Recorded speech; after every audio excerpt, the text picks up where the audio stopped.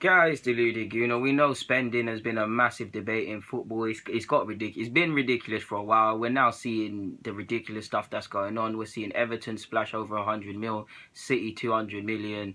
Jose, who's spoken about how some other clubs spendings are uncontrollable and they're spending 30, 40 million on average players. That is true. But then even him, 89 million on Pogba. You guys know how much I love him. 75 on Lukaku, amongst other things. Even Arsenal. We know Arsenal notoriously have been penny pinchers of recent years. We've come out of financial constraints. We spent 90 odd million last year. This year, you could argue we might even get close to that, depending on how quality the signings we want. Wenger said 2, maybe 3 additions. We've already signed Lacazette for around, what was it, 40 up to 50. Let's just say 50. We get a couple others, it might get close to the 90 again. When we off transfers, of course we make money, but off transfers last year we didn't make that much. But yeah, so you're getting to see the uncontrollable amounts of money in the game, and it is ridiculous.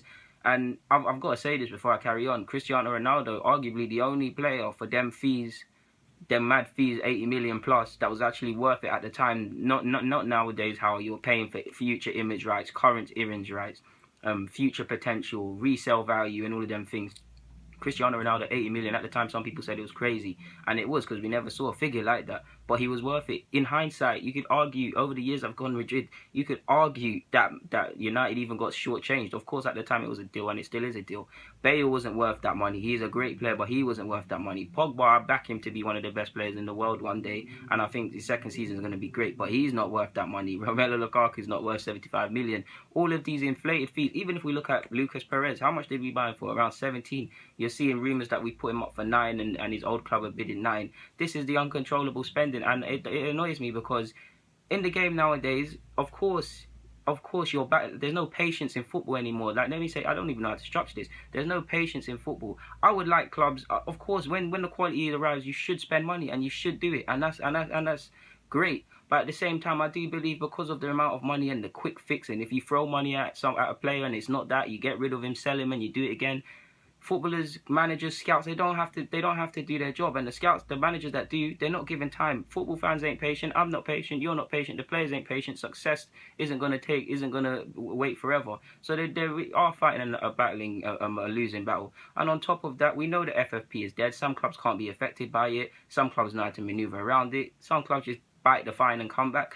And yeah, like I was saying, with the amount of money at the game, you don't need to do your scouting, watch a player, actually look for the basics, and will he improve the side. It's just the minute a guy's got a buzz, bang, let's buy him. It's ridiculous. Even if you look at AC Milan, they got foreign investors. They borrowed around 300 million. They've actually signed Bonucci and, is it Beliglia or whatever his name is, and they actually have not paid for him. So they will rectify it with bonds and stuff. If obviously, though, I'm not going to specifics, but those who knows what bonds are know even more cause for concern, because it's not actually their money. Then yeah, they actually haven't signed Bonucci and Beliglia because they haven't paid for him technically, so they have to work around that. And when you consider that, they might not be able to play them, and you consider that they've spent, they bought Andre Silva, Casey on loan, a lot of other players, and there's rumours for Costa, there's rumours they're in for Bangniang, guys like this. So the spending is at their club is not going to stop, is it? Yeah, like it's not made for quality now, man. I mean, even Pep Guardiola, who I love, because of what he's been doing at City, his I think his whole career transfer fees, spending fees is rumored to be going up to around, I think, 1 billion. Jose is high as well. I don't think it's as high as 1 billion, if I remember the article, but yeah, it wasn't.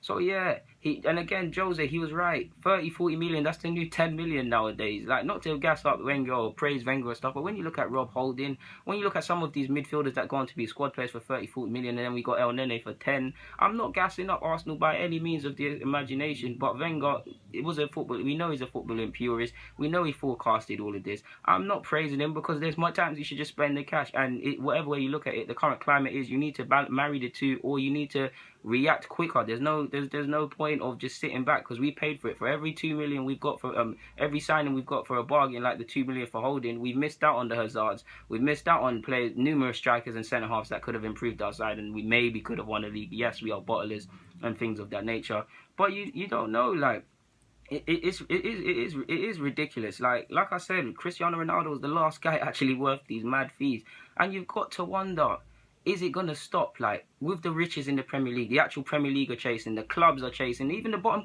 And like I said in my old video, a club like Swansea, relegated, battling relegation, Swansea can afford to reject 45, 50 million, whatever it was, by Everton for Koeman.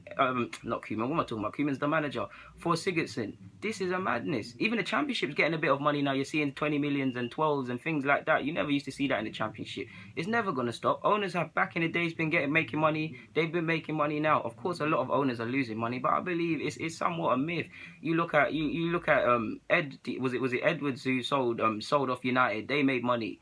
David Dean, I love him, and I've always told you guys he cared about the club as well as profits. 75 million when he sold his shares, more 90 million when he sold his Liverpool shares to the American folk. Yeah, man, like it's ridiculous. Even if you look at West Ham, I remember seeing something. I think they bought 33 strikers or something like that, and 20 of them haven't managed to score more than 3 goals. Now, if that doesn't put into context the amount of money and ridiculous transfer, a lack of planning and things like that, then I don't know. Spurs are getting a lot of praise for their youngsters and not wanting to spend money and things like that of recent. If you look at the papers, Wenger's been talking about that stuff for days, so I don't know why one's getting praise and one's getting others, but you have to back them.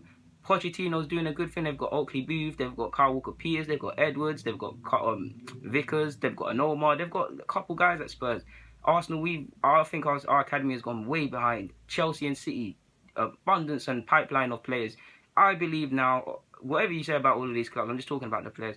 I believe personally, I don't know when the bubble's going to burst. I don't know when it's going to come, because the Premier League's still chasing them. We love the game, and they'll always take advantage of that, and people will just pay whatever they want. I mean, back in the days, 40, 50 pounds for a shirt was unthinkable. Now people are doing it. I don't know when the bubble's going to burst, but I honestly think it's going to, because this spending cannot be sustainable. I'm not a financial genius, but I'm pretty sure even if we look at some of the clubs we say are untouchable by FFP, if we look closely, we'll see the debt rising and things of that nature. I can't really see it. And what annoys me more, I think I saw some stat like only 3% of the earnings and things like that by the Premier League actually go into grassroots and community levels. The people that might be the next Lionel Messi, I know that's an exaggeration, or the next England player, or the next Dele Alli, or the next whatever. It annoys me, but it's here to stay, guys. And correct me if I'm wrong, but yeah, guys, Dilute the Kuda, I'm signing out. Get in the comments, subscribe, do it all. I'm out.